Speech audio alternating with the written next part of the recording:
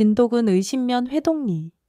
매일 해가 질 무렵이면 바닷바람이 소금과 소량을 실어 마을 골목을 쓸고 지나갔다. 바다와 가까운 마을은 저녁이면 소리가 묵직해진다. 개가 짖어도 메아리는 낮게 깔리고 풍경은 잿빛으로 가라앉는다. 그날도 그랬다. 그런데 한 가지 모두가 익숙해지지 못한 소리가 있었다. 하얀 진도가에 사람들이 백구라 부르는 개가 언덕 아래 공동묘지로 올라가 한 무덤 앞에 앉는다. 그리고는 밤이 닿을 때까지 숨이 길게 늘어지는 울음으로 하늘을 긁는다. 개 짖음이 아니라 누군가를 부르는 울음. 낮에는 조용히 마을을 돌아다니지만 해가 기울면 꼭 그 무덤으로 간다. 비가 오나 바람이 불어도 무덤의 비석에는 이름이 선명했다. 이서윤, 리 루이 룬. 29에 세상을 떠난 여인. 죽은 지는 만 3년. 장맛비가 거세던 여름이었다고 마을 사람들은 기억했다. 누구는 병이었다 하고 누구는 물길에 휘말렸다 했다. 정확한 사정은 아무도 확신하지 못했다. 다만 그해 바다와 하늘이 동시에 뒤집히는 것처럼 기이한 해무가 사흘을 덮섰었다. 무덤에서 마을까지는 솔숲 길이 이어졌다. 소립에 맺힌 물방울과 축축한 흙냄새, 소금기 밴 공기 속을 지나 백구의 울음은 늘 같은 박자와 길이로 파고들었다. 저녁 10시 첫 울음, 밤 12시 길게 이어지는 울음, 새벽 3시 숨이 떨어질 듯한 울음, 그리고 동이틀 무렵 바람이 방향을 바꾸면 울음은 잠들었다. 그 모든 시간을 마을 사람들은 각자의 창가에서 들었다. 마을이장 박만석은 셋째 날 밤 마침내 절로 향했다. 회동리에서 남쪽으로 조금 더 내려가면 야트막한 비탈에 붙어있는 작은 암자. 백년암. 있었다. 대웅전이랄 것도 법당이랄 것도 작은 집 한 채뿐이었지만 종각은 진짜였다. 세월에 닳아 어두운 빛을 띤 범종 하나가 종각 아래 매달려 있었다. 그 종은 아무도 치지 않아도 때때로 스스로 한번 낮게 울렸다. 바람이 두껍게 불던 밤 혹은 해무가 들이닥치는 새벽이었다. 스님 또 울어요. 그 개가 그 무덤 앞에서만. 세상에 무슨 사연이 있기에 박만석은 촛불 앞에 앉아있던 스님에게 말문을 열었다. 스님의 법명은 현담. 회색 가사를 단정하게 여민, 눈빛이 물처럼 고요한 이였다. 그의 곁에는 아직 삭발의 솜털이 남아있는 동자승 도윤이 차를 따르고 있었다. 개는 사람보다 먼저 냄새를 기억합니다. 바람길에서 오래된 일을 맡기도 하지요. 현담 스님은 차를 한 모금 들이켜고 어둠이 깊어지는 창밖을 바라보았다. 그 무덤의 흙, 지금도 살아있는 것처럼 숨을 쉬는지 모르겠군요. 스님, 무덤을 열어보자는 사람도 있고 조상님 누워 계신 곳을 건드리면 큰일 난다 하는 사람도 있어요. 게다가 며칠 사이 종이 저 혼자서 이장은 종각을 올려다보았다. 바람도 잠든 시간에 종은 낮게 한 번 울렸다. 늦어른 벌레들의 소리에 곁들여 마치 누군가 이름을 부르는 듯한 울림이었다. 그 밤 스님은 홀로 종각 아래 서 있었다. 바닷바람은 고요했고 솔숲은 꿈결처럼 흔들렸다. 멀리 해안의 물길, 진도의 신비의 바닷길이 열리는 시기는 아직 아니었지만 물결은 숨을 고르는 듯 일정한 박자로 밀려왔다. 스님은 종을 손끝으로 스쳤다. 차갑고 오래된 쇠의 기운. 그때 종이 아주 미세하게 떨며 소리를 머금었다. 누군가가 아주 가볍게 속삭이듯 건드린 것처럼. 윤? 스님은 순간 귀를 의심했다. 바람소리가 장난을 친 걸까? 그런데 그 순간 멀리서 백구의 울음이 새벽 어둠을 찢었다. 한 번, 두 번, 그리고 길게. 종의 떨림과 울음은 묘하게 맞물려 있었다. 다음 날 마을 사람 몇이 절마당에 모였다. 누군가는 호기심에, 누군가는 두려움에 떨며 이장은 말했다. 오늘 밤 무덤을 보자. 산자가 잠 못 들고 죽은 자가 편치 않다면 그 사이 길을 찾아야지. 스님은 고개를 끄덕였다. 해가 지고 달이 중천에 오를 즈음 흙은 가장 가볍습니다. 그때 가봅시다. 해질 무렵 하늘은 붉게 물들었다가 순식간에 먹물처럼 어두워졌다. 해무가 밀려오는 듯 계절에 맞지 않는 비린 향이 공기를 스쳤다. 솔숲으로 이어지는 길가에 풀벌레 울음이 퍼졌다. 백구는 이미 언덕 위 무덤 앞에 앉아 있었다. 흙더미 앞에서 앞발을 모으듯 단정히 앉아 무덤 주인을 지키는 문지기처럼. 오늘의 울음은 시작되지 않았다. 대신 그 눈빛이 더 깊어져 있었다.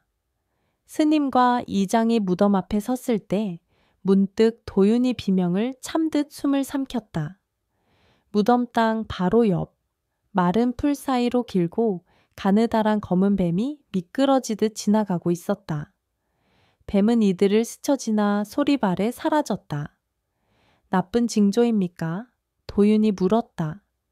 현담 스님은 고개를 저었다.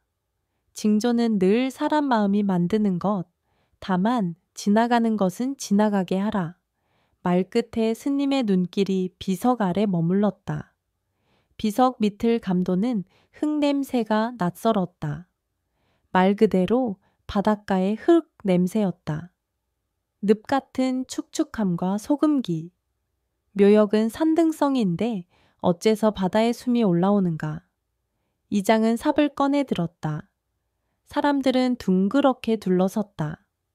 백구는 무덤 바로 앞에서 자리를 비켜 앉아 누구보다 숨을 조였다.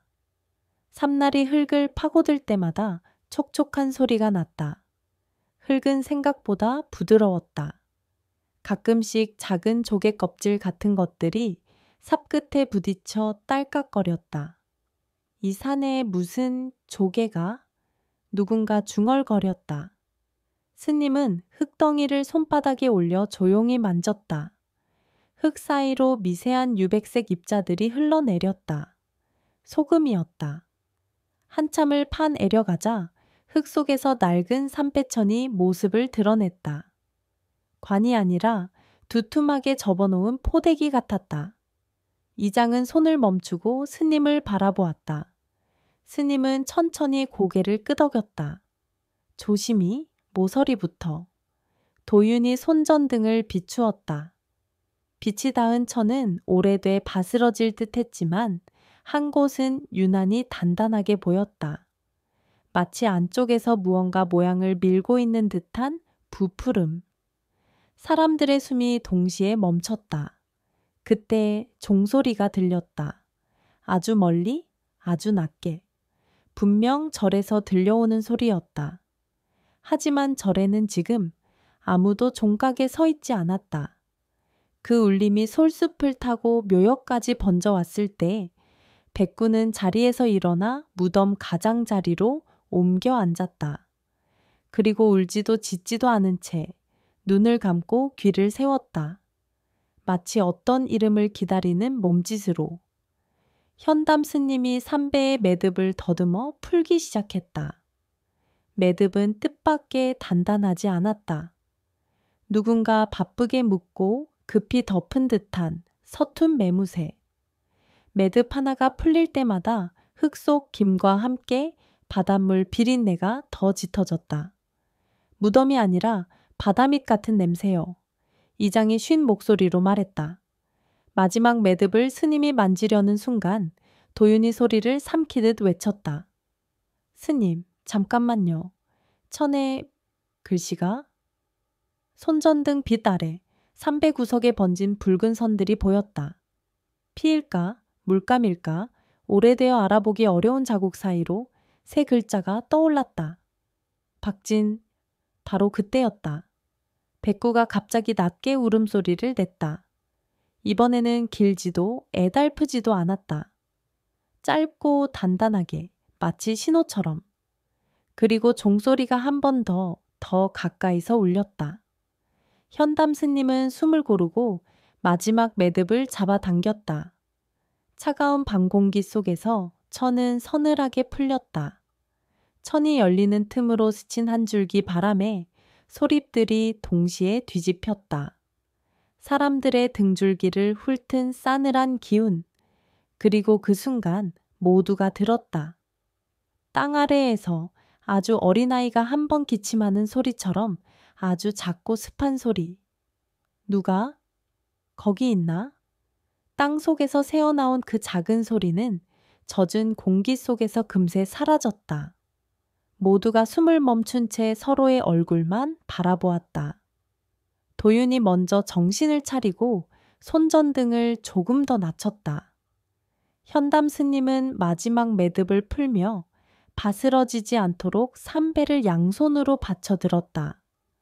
천 안에는 관도 뼈도 없었다. 대신 손바닥 2개를 모아도 남을 만큼의 청잡이 작은 항아리 하나가 들어있었다. 항아리의 입구는 벌집 밀랍으로 단단히 봉해져 있었고 그 둘레에는 붉은 끈이 3번 감겨 묶여 있었다. 붉은 끈 매듭 사이로 작은 청동 방울 하나가 달려 있었다. 아이가 들어있는 겁니까? 누군가 떨리는 목소리로 물었다. 산자가 산자를 묻지 않았겠지요. 스님은 조용히 답했다. 하지만 이건 분명히 무언가를 지키기 위해 묶은 것입니다. 백구는 항아리 곁으로 다가와 한 번 고개를 숙였다. 짖지도 않고 냄새만 깊게 들이마셨다. 그러다 아주 잠깐 혀끝으로 밀랍 표면을 가볍게 핥았다. 그 순간 밀랍에서 바다 소금의 맛이 났는지 백구의 귀가 쫑긋 섰다. 스님이 항아리를 들어 올리자 밀랍 속에 갇혀있던 바닷냄새가 한 번 더 퍼져나갔다. 이장은 한 발 물러섰다. 무덤이 왜 바다를 품고 있지? 현담 스님은 비석 그림자 쪽에 무릎을 꿇었다. 붉은 끈 매듭을 손톱으로 더듬어 오래 묶여 딱딱해진 곳을 조심스레 풀어냈다. 방울이 아주 약하게 울렸다. 딩! 도윤의 손등에 소름이 돋았다. 방울 소리가 솔숲을 굴러 언덕 아래로 흘러내렸다. 그 음이 사라지자 멀리 절쪽에서 종이 한 번 낮게 응답했다. 들으셨습니까? 누군가 속삭였다. 바람이 아닙니다. 이장의 목소리는 확신과 두려움 사이에 걸려 있었다. 매듭이 풀리자 스님은 밀랍을 칼끝으로 조금씩 떼어냈다. 밀랍이 끊어질 때마다 달빛이 항아리 입구에 스며들었다. 항아리 안에는 한지 봉투 하나가 보였다. 봉투 겉면에는 물에 번진 붉은 글씨가 있었다. 모두가 알고 싶어 하면서도 차마 먼저 읽자고 나서지 못했다. 스님이 봉투를 꺼내 가장자리를 조심히 벌렸다. 줄기마다 물을 먹어 갈라진 글자들이 서서히 살아났다. 박진, 종이 3번 울릴 때 바다로 돌려주시오. 서윤. 이름의 마지막 획이 번져 있었다. 그 글씨는 급했고 간절했다. 이장은 본능적으로 스님을 보았다. 스님, 박진이라면 대체 누구? 현담 스님은 잠시 눈을 감았다. 그리고 아주 낮게 말했다. 저의 속명이 박진우였습니다. 사람들의 시선이 일제히 스님에게 가 닿았다.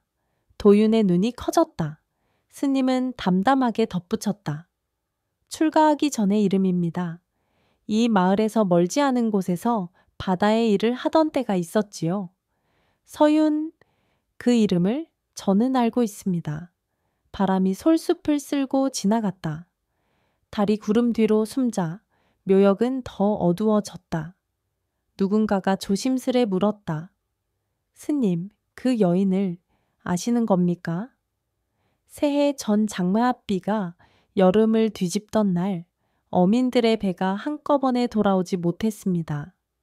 서유는 바다에 묻은 아이의 태줄 항아리를 되찾아 바다길이 열릴 때 제 자리로 돌려달라고 했습니다. 그래야 아이가 살아서 돌아온다고. 스님은 멀리 해안 방향을 바라보았다. 그때 저는 그 약속을 지키지 못했습니다. 이장의 얼굴에 복잡한 빛이 스쳤다. 왜 못 지키셨습니까? 스님은 대답하지 않았다. 대신 항아리를 들어 가만히 귀에 댔다. 안쪽에서 부딪히는 작은 소리, 마치 은발찌나 작은 옥, 구슬 같은 것이 가볍게 흔들리는 소리였다. 도윤이 용기를 내어 말했다. 스님, 그럼 이건 아이를 바다에 돌려달라는 것. 돌려주라는 말은 어디서 왔고 어디로 가야 하는지를 잊지 말라는 뜻입니다. 스님은 항아리를 품에 안았다. 지금 당장 열면 안에 든 마음이 닫혀버릴지도 모릅니다. 서윤의 글은 분명히 시간이 되어야 한다 했습니다. 종이 3번 울릴 때 사람들 사이에서 까치 한 마리가 푸드덕 날아올랐다. 밤인데도 까치 울음이 들렸다. 이장은 이마를 짚었다.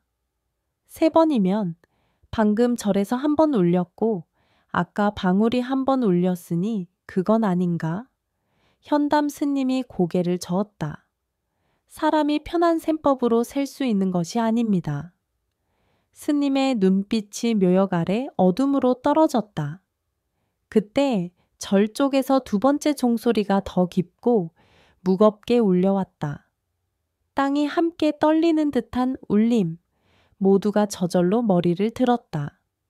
스님, 이걸 경찰에 맡길까요? 마을 청년이 조심스레 말했다. 무덤을 건드린 것도 이장님이 나무란 받을 일이고 이장은 청년을 흘겨보았다. 지금 새벽 2시야. 그리고 경찰이 종소리까지 조사해 줄까? 사람의 일로 묶여있는 건 먼저 사람의 마음을 풀어야 합니다. 스님은 항아리를 천으로 다시 감싸 안았다. 서윤이 남긴 말대로 종이 3번째 울릴 때 바다로 가겠습니다. 바닷길이 열리든 열리지 않든 그때는 길이 보일 겁니다. 백구가 언덕길 아래를 향해 낮게 1번 짖었다. 마치 시간이 가까워졌다고 알리는 신호 같았다. 바람결에 수리부엉이의 울음이 섞였다. 밤 공기는 차가워졌고 소립 끝에 맺힌 물방울이 한꺼번에 떨어져 흙에 스며 들었다. 그 순간 어둠 속에서 한 사내가 나타났다. 이장은 고개를 들었다. 박만석 이장님, 제가 말린다고 말렸는데 결국 일이 커졌군요. 사내는 마을 북쪽 포구 쪽에서 어패류를 떼다 파는 상인 박진환이었다. 그의 성이 박씨였다. 사람들의 눈이 다시 스님과 사내 사이를 오갔다. 박진환이 비웃듯 입꼬리를 올렸다. 참 희한한 일이네. 박진이란 글자만 보면 다들 자기인 줄 아는 모양이야. 우리는 싸우러 모인 게 아닙니다. 스님이 나아지기 말했다. 누군가의 약속을 되찾으려 모였지요. 박진환은 코웃음을 치고 비석 아래 흙을 발끝으로 툭 찼다. 약속은 살아있는 자들이나 지키는 거지. 죽은 자는 침묵해, 개나 울지. 그가 백구를 내려다보며 말했다. 백구는 이빨을 드러내지 않았지만 눈빛이 깊게 가라앉았다. 그만하시지요. 이장이 나섰다. 지금은 모두가 조용히 하는 게 마땅해. 박진환은 투덜거리며 물러났지만 그의 발자국이 솔숲에 미묘한 소란을 남겼다. 사람의 발은 종종 길보다 먼저 어둠 속에서 길을 잃는다. 현담 스님은 속으로 중얼거렸다.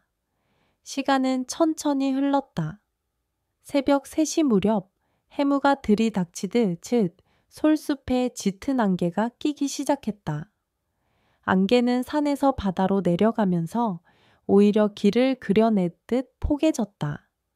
절 쪽에서는 인기척이 없었다. 그러나 모두가 그 소리를 기다리고 있었다. 세 번째 종. 그때 언덕 위 하늘이 아주 잠깐 밝아졌다. 번개도 달빛도 아닌 어떤 찬인빛. 모두가 무심코 고개를 들었다. 안개 위로 먼 바다에서 갈매기 한 떼가 방향을 틀며 낮게 돌았다. 그리고 세 번째 종이라 부르기엔 처음 두 번과는 너무도 달랐다. 종이 울린 것이 아니라 바다가 울었다.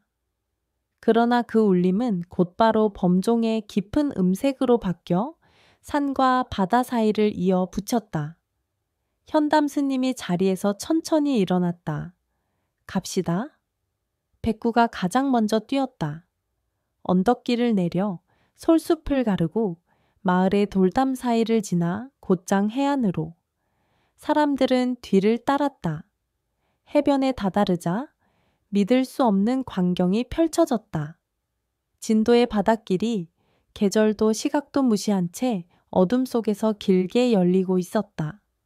안개가 길 위를 덮개처럼 덮고 있었지만 발 아래 모래는 단단했고 해초는 물러가 길 가장자리에 눌려 있었다. 바람은 잦았고 물결은 잠시 숨을 죽인 듯 고요했다. 스님은 항아리를 품에 안고 길 위에 섰다. 서윤의 글은 여기에 닿으라고 쓰여졌습니다. 도윤이 손전등으로 발밑을 비추었다. 조개 껍질과 작은 자갈 사이로 낡은 닷돌 하나가 반쯤 드러나 있었다. 닷돌의 측면에는 바다 소금에 벗겨진 글씨가 희미하게 남아 있었다. 스님이 손가락으로 그 결을 더듬었다. 박진, 스님 도윤이 숨을 삼켰다. 스님은 닷돌에 손을 얹고 아주 낮게 말했다. 내가 저지른 일이 여기 묻혀 있습니다. 그 말이 끝나기도 전에 멀리 포구 쪽에서 발소리가 들렸다. 박진환이었다. 그는 마치 자신을 부르는 소리를 따라온 사람처럼 허겁지겁 달려오며 외쳤다. 거기 멈춰. 그 항아리 내 거야. 바람이 방향을 바꾸었다. 백구가 낮게 으르렁거렸다. 스님은 항아리를 더 단단히 끌어안았다. 닷돌 아래쪽 모래가 아주 조금 누군가 손으로 파낸 듯 움푹 꺼져 있음을 그제야 모두가 보았다. 그 안쪽 모래결 사이로 다시 한번 붉은 글씨가 눈에 들어왔다. 박진, 욱. 그 순간 범종이 아니라 항아리 속 방울이 맑게 세 번째 울렸다. 바닷길 위 안개가 한꺼번에 갈라졌다. 그리고 모두가 닷돌 등 뒤에 반쯤 잠긴 작은 나무 상자를 보았다. 그 상자의 뚜껑엔 돌처럼 굳은 자국으로 단 한 글자 석가 남아 있었다. 안개가 길처럼 갈라진 바닷길 한가운데 반쯤 잠긴 작은 나무 상자가 있었다. 상자는 물을 오래 먹은 듯 가장자리가 검게 변해 있었고 뚜껑 위에 긁히듯 남은 한 글자 석가 달빛에 젖어 떠올랐다. 백구가 먼저 다가가 상자 주위를 한 바퀴 돌았다. 발끝으로 모래를 톡톡 건드리다가 상자 모서리에 코를 대고 아주 낮게 신음처럼 울었다. 현담 스님은 항아리를 품에 안은 채 한 무릎을 꿇었다. 손바닥이 모래의 소금기를 만났다. 한 손으로 상자 뚜껑을 밀어 올리자 오래 잠겨있던 것들이 물비늘처럼 반짝이며 모습을 드러냈다. 기름 종이로 여러 겹 감싼 봉투 하나, 작은 은발찌 하나, 그리고 바다빛이 옅게 남은 흰포 조각. 은발찌에는 아주 작은 방울이 달려 있었다. 그 방울의 모양은 항아리 끈에 달린 청동 방울과 닮아 있었다. 기름 종이를 풀어내자 종이 속에서 한지로 묶은 얇은 공책이 나왔다. 첫 장에는 삐뚤고 다급한 글씨가 있었다. 진우야, 바다가 길을 열면 우리 아이의 태주를 제자리로 돌려줘. 종이 3번 울리면 겁먹지 말고 바람이 등을 밀 거야. 사람들은 미신이라 하겠지. 그래도 믿어줘. 아이가 23번 쉬었다 멈췄을 때 나는 알았어. 이건 끝이 아니라 돌려보내는 길의 시작이라는 걸. 아이의 이름은 못 지었어. 대신 글자 하나만 남겨. 서루이.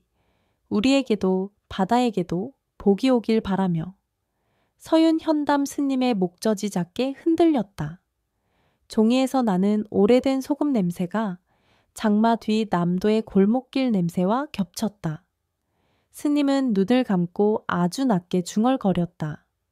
서윤아. 나직한 이름 부름이 모래 위에 내려앉았다. 그만. 거친 목소리가 안개를 찢었다. 박진환이 다가와 손을 뻗었다. 그 항아리, 그 발찌, 전부 돈이 돼. 무당집에선 이런 걸 금으로 쳐. 난 이 바다에서 뼈 빠지게 벌었어. 이 정도는 내 몫이야. 이장이 앞을 가로막았다.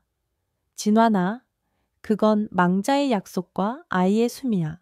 물건이 아니야. 망자? 약속? 진환이 비웃음을 삼키지 못했다.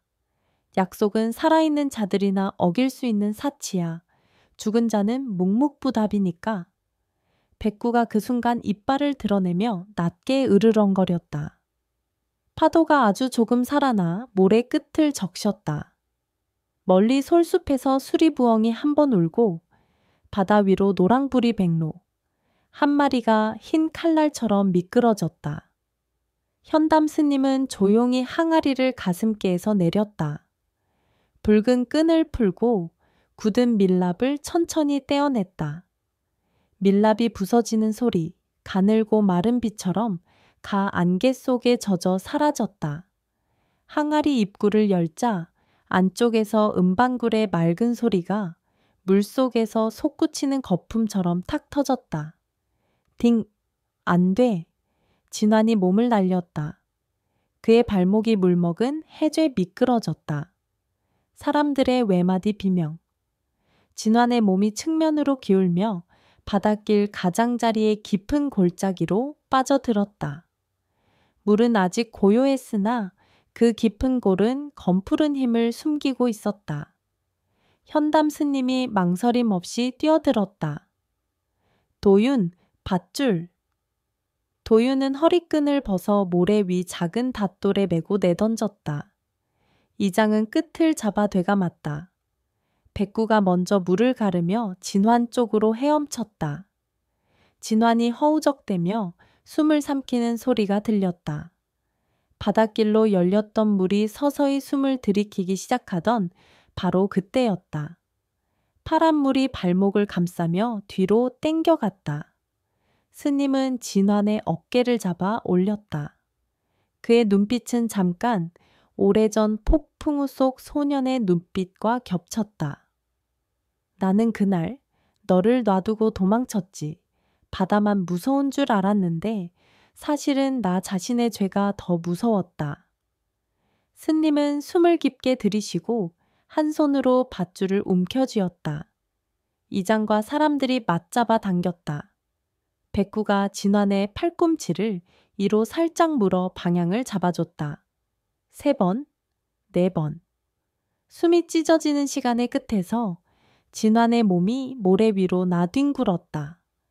그는 바닷물과 모래를 함께 토해냈다. 가슴이 들썩이고 목을 대해서 울음인지 기침인지 모를 소리가 튀어나왔다.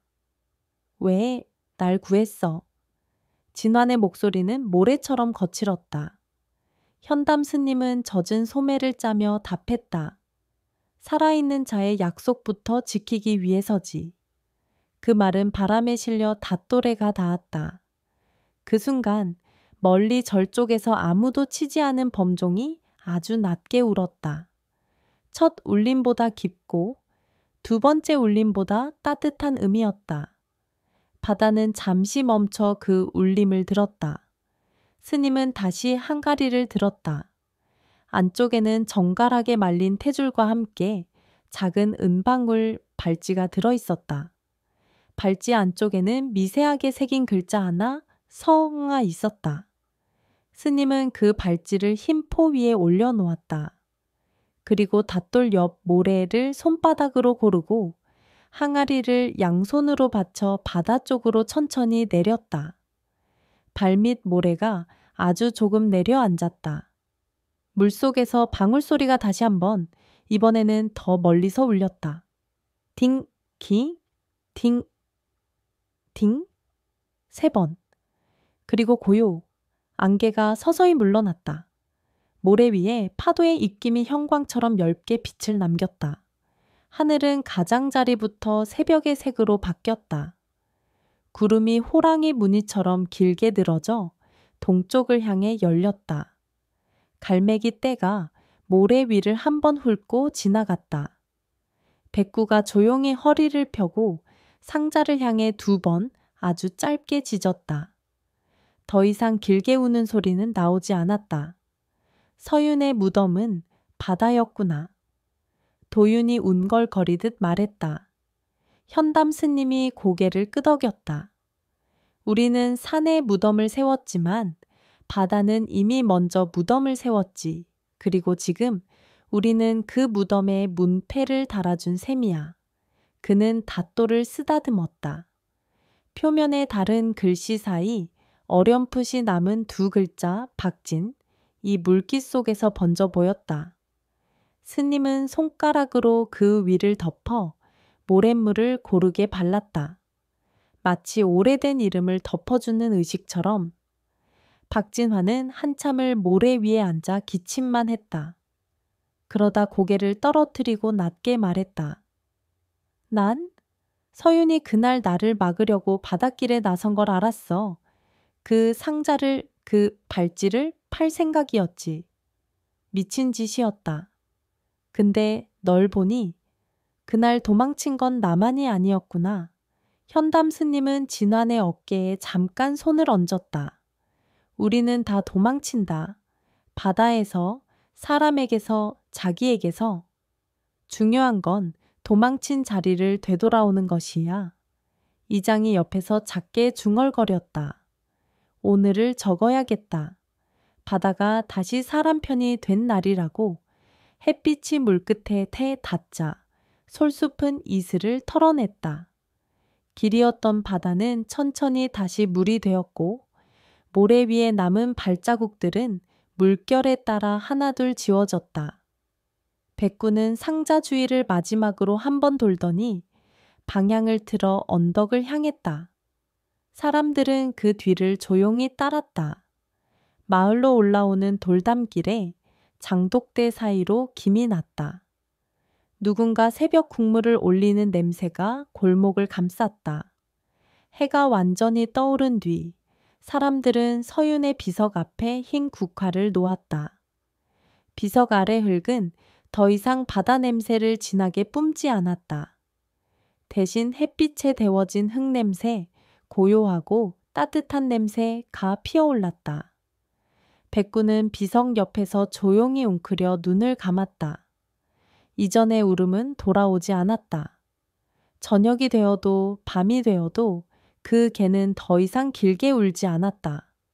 약속이 바다로 돌아갔기 때문이었다. 그날 밤 백년암 종각 아래에 홀로 앉은 현담 스님은 종을 바라보았다. 바람이 없는 밤 종은 울지 않았다. 그러나 스님의 가슴 속에서 아주 고운 울림이 한 번 지나갔다. 서윤아, 미안했다. 그리고 고맙다. 그는 2 손을 모아 합장했다. 도윤이 문간에 서서 조용히 물었다. 스님, 그 은발찌는 어찌할까요? 내일 바닷가의 작은 사당에 모실 거다. 서루이의 글자와 함께. 스님은 미소 아닌 미소를 지었다. 이제 이 무덤은 더 이상 울음을 부르지 않을 거야. 그 대신 사람을 부를 거다. 서로의 약속을 기억하라고.